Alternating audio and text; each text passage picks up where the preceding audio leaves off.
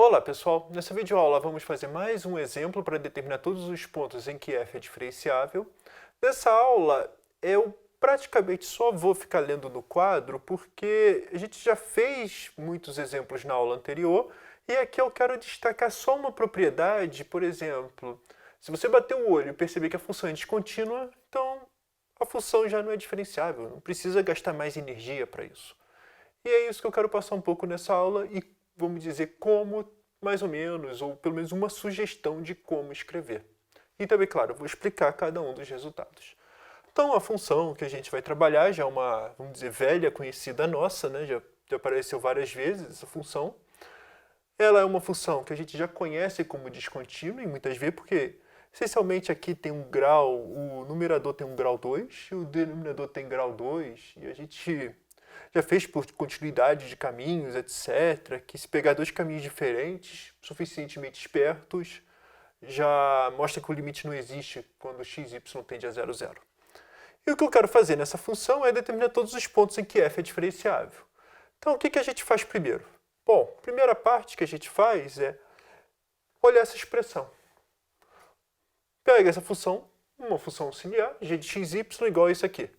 E eu sei que essa função já é de classe 1 em R2 menos 0, 0. Por quê? Porque é divisão de duas funções de classe 1. Se é uma função divisão de duas funções de classe 1, então f é diferenciável. Pelo menos nesse conjunto aqui. Então, pelo menos em R2 menos 0, 0. E o que a gente tem que fazer é analisar em 0, 0. E isso que a gente vai ter que fazer no objetivo dessa aula.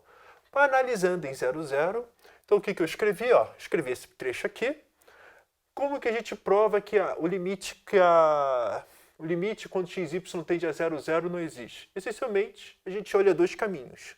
Um deles é o que a gente faz, já fizemos em outras aulas, mas é o eixo x, e o outro deles é não o eixo y, mas uma reta inclinada.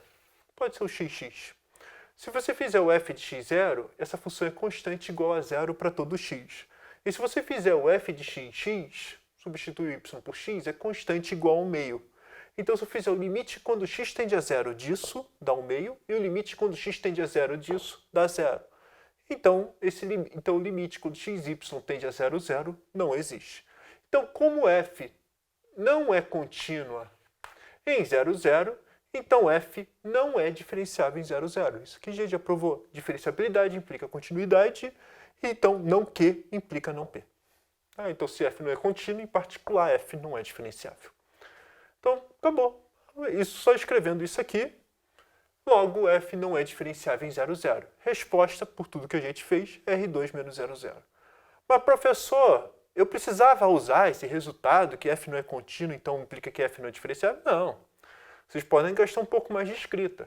Vocês teriam que fazer, por exemplo, repetindo o exemplo 2, essencialmente, né, que é outra aula que a gente fez, se del f del x de 0, 0, teria que calcular o del f del x de 0, 0 na definição, del f del y de 0, 0 na definição, provou isso aqui tudo, vai ter que fazer o limitão tender a 0 na definição, onde o erro de HK é quem? F de HK menos del f del x vezes h, menos del f del y vezes k, então essencialmente só fica o f, e o f de 0, 0 também, que também é 0. Então vai ficar h vezes k dividido por isso. E você vai ter que provar, essencialmente, que esse limite aqui também não existe. Mas olha só essa expressão. Isso aqui a gente já sabe que não existe. Só pegar o tt. Né? Se pegar o t e o t, já também dá o mesmo problema aqui.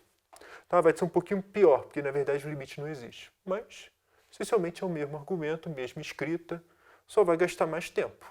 Então, de vez em quando, usar um resultado intermediário pode resolver uma questão mais rápido. E é isso que eu queria falar.